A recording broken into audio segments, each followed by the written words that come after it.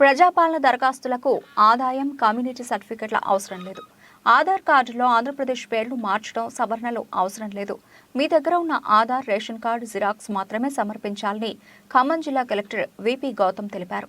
ఆంధ్రప్రదేశ్లో తెచ్చుకున్న ఆధార్ కార్డులు ఉన్నాయి, ఆంధ్రప్రదేశ్ ఉంది, అది ఇస్తే ఇప్పుడు చెల్లుతుందా, మళ్ళీ మీ సేవ ముందెళ్ళి క్యూ కట్టాలా, అట్లాంటి భయాందోళనకు గురవుతున్నారు.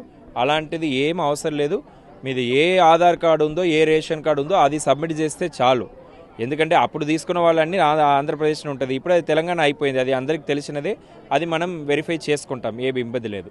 సో అట్లానే కొన్ని దగ్గర గ్రామ పంచాయతీలు కూడా కొత్తగా అయి ఉంటాయి, పాత గ్రామ పంచాయతీ పేరు ఉందని.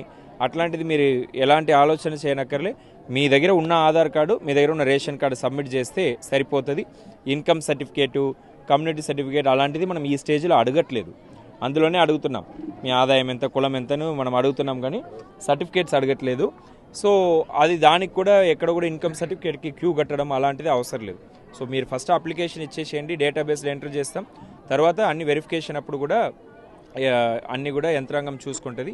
మీరు ఎలాంటి ఇది చేయడానికి అవసరం లేదని ప్రజల్ని కోరుతా ఉన్నాను. ఈ స్వర్ణ అవకాశాన్ని మీరు అందరూ కూడా వినియోగించుకొని దరఖాస్తుల్ని సమర్పించవలసిందిగా కోరుతున్నాను. ప్రభుత్వం కూడా ప్రతి ఒక్క అర్హులైన కుటుంబానికి ఈ స్కీమ్స్ ఇంప్లిమెంట్ చేయాలని చిత్తశుద్ధితో ఉంది కాబట్టే మీ దగ్గర వచ్చి అప్లికేషన్స్ తీసుకుంటున్నారు. లేకపోతే అప్లై చేయమని చెప్తే సగం మంది అప్లై చేయరు, ప్రభుత్వానికి భారం తగ్గుతుంది. కానీ అట్లా కాదు, ప్రభుత్వం బాధ్యతతో చిత్తశుద్ధితో మీ దగ్గర వచ్చి తీసుకోవాలని ఆదేశం ఇవ్వడం వల్ల ఈరోజు యంత్రాంగం మొత్తం కూడా మీ వార్డులకి, మీ గ్రామ పంచాయతీలకు వస్తున్నాయి. ఈ అవకాశాన్ని మీరు సద్వినియోగం చేసుకోవాలని కోరుతున్నాను.